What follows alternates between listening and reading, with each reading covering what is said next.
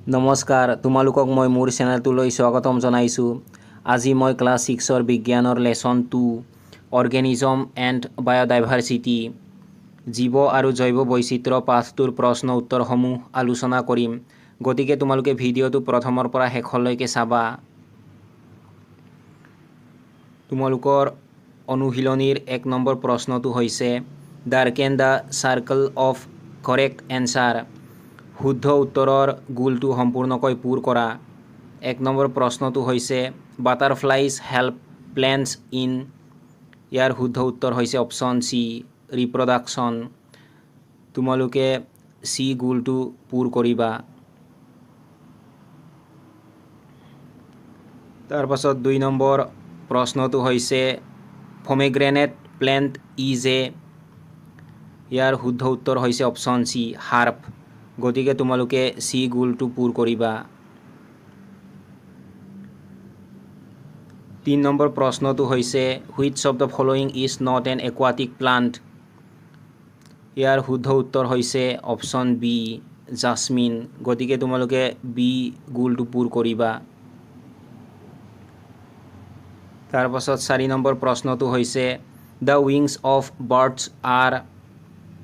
ইয়াৰ শুদ্ধ উত্তৰ হৈছে option B modification of forelimb. গতিকে তোমালোকে বি গোলটো পূৰ কৰিবা।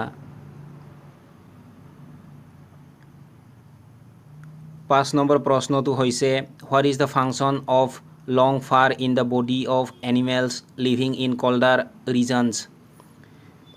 ইয়াৰ শুদ্ধ উত্তৰ হৈছে option C it protects the body from cold. গতিকে তোমালোকে চি গোলটো পূৰ কৰি দিবা।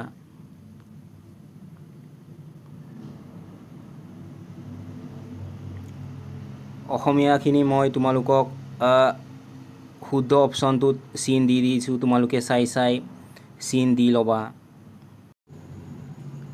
2 নম্বৰ প্ৰশ্নটো হৈছে ফিল ইন দ্য ব্লেংকছ খালী ঠাই পূৰ কৰা। 1 নম্বৰ প্ৰশ্নটো হৈছে খটিলেডন ইজ প্ৰেজেণ্ট উইদিন দ্য। খালী ঠাইত তোমালোকে লিখি দিবা চিট। বীজপত্ৰ খালী ঠাইত লিখি দিবা তোমালোকে বীজ ভিতৰত থাকে। 2 নম্বৰ প্ৰশ্নটো হৈছে net like venation is a character of. খালী ঠাইত লিখি দিবা তোমালোকে ডাইকট প্লাণ্ট।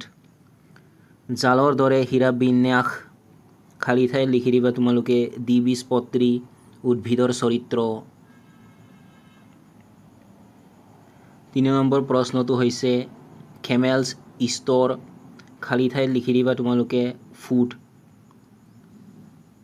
উটৰ কোচটোত খালী ঠাইত লিখি দিবা তোমালোকে খাদ্য জমা হৈ থাকে।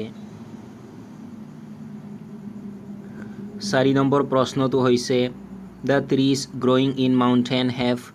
খালী ঠাইত লিখি দিবা তোমালোকে খন লাইক শ্বেপ। পৰ্বতীয়া অঞ্চলৰ গছৰ আকৃতি খালী ঠাইত লিখি দিবা তোমালোকে শংকুৰ দৰে। 5 নম্বৰ প্ৰশ্নটো হৈছে হল' বন ইজ এ কেৰেক্টাৰ অফ।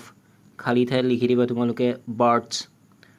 ফুফুলা হাড় খালী ঠাইত লিখি দিবা চৰাই এক চৰিত্ৰ। 3 নম্বৰ প্ৰশ্নটো হৈছে গিভ শ্বৰ্ট এনচাৰ্ছ চমু উত্তৰ দিয়া। 1 নম্বৰ প্ৰশ্নটো হৈছে হোৱাট ইজ কল্ড হেবিটেট। আৱাসস্থল কাক বোলে। তোমালোকে এনচাৰত লিখিবা the place where an organism naturally lives is called habitat of the organism. জীৱ এবিধে স্বাভাৱিকভাৱে যি ঠাইত বাস কৰিব পাৰে সেই ঠাইকে জীৱবিধৰ আৱাসস্থলী বুলি কোৱা হয়। 2 নম্বৰ প্ৰশ্নটো হৈছে হোৱাট ইজ বায়'ডাইভাৰ্চিটি। জৈৱ বৈচিত্ৰ্য মানে কি বুজা। তোমালোকে উত্তৰত লিখিবা biodiversity refers to the variety of life on earth encompassing all living organisms their genes and the ecosystems they form. জৈৱ বৈচিত্ৰ্যই পৃথিৱীৰ বিভিন্ন জীৱক বুজায় যিয়ে সকলো জীৱ ইহঁতৰ জিন আৰু ইহঁতে গঠন কৰা পৰিৱেশ তন্ত্ৰক সামৰি লয়।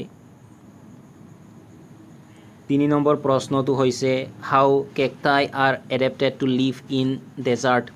কেকটাছে মৰুভূমিত জীয়াই থাকিবলৈ কিদৰে অভিযোজন কৰে। তোমালোকে উত্তৰত লিখিবা Cactus has spines in place of leaves which helps in reducing loss of water from the leaves through transpiration. The stem is green, so it can produce its own food. কেকটাছৰ পাতৰ ঠাইত কাঁইট থাকে যিয়ে বাষ্পীভৱনৰ জৰিয়তে পাতৰ পৰা পানীৰ ক্ষতি হ্ৰাস কৰাত সহায় কৰে।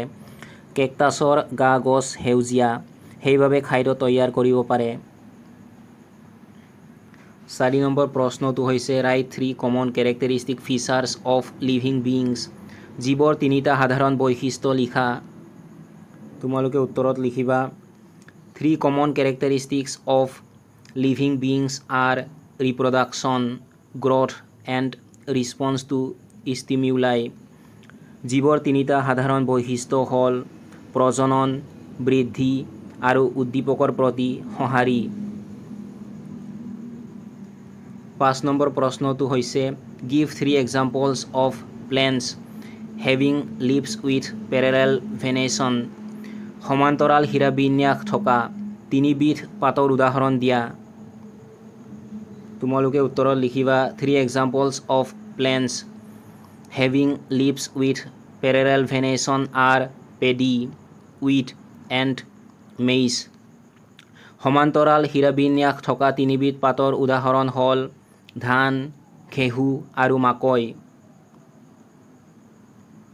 6 নম্বৰ প্ৰশ্নটো হৈছে ৰাইট ছিগনিফিকেন্স অফ বায়'ডাইভাৰ্চিটি।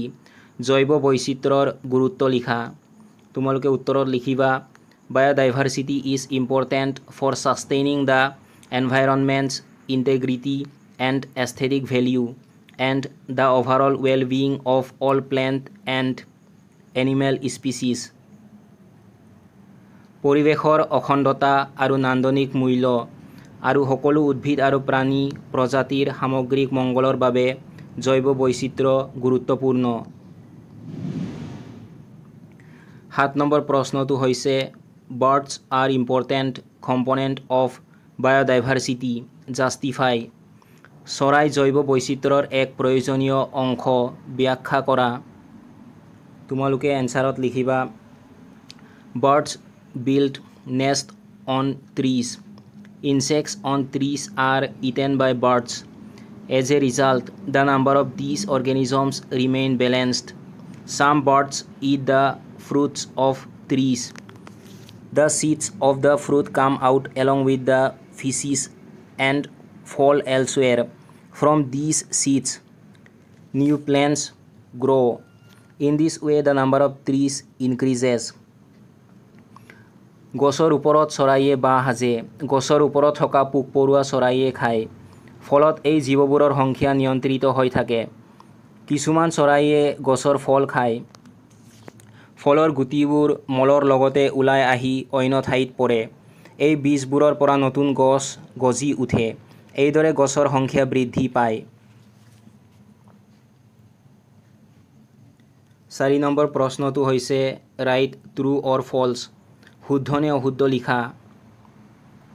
1 নম্বৰ প্ৰশ্নটো হৈছে all insects are harmful for us. সকলোবোৰ পতংগই আমাৰ বাবে অপকাৰী। এই উক্তিটো ফল্ছ হয়, গতিকে তোমালোকে ফল্ছ বুলি লিখিবা। তাৰপাছত 2 নম্বৰ উক্তিটো হৈছে birds help in expansion of forest. চৰাইয়ে অৰণ্য বিস্তাৰণত সহায় কৰে। এই উক্তিটো ট্ৰু হয়, গতিকে তোমালোকে ট্ৰু বুলি লিখি দিবা। 3 নম্বৰ উক্তিটো হৈছে there is no' inter relationship among all organisms of the environment. পৰিৱেশৰ সকলো জীৱৰ মাজত কোনো ধৰণৰ পৰস্পৰ সম্পৰ্ক নাই। এই উক্তিটো অশুদ্ধ, গতিকে তোমালোকে ফল্ছ বুলি লিখি দিবা।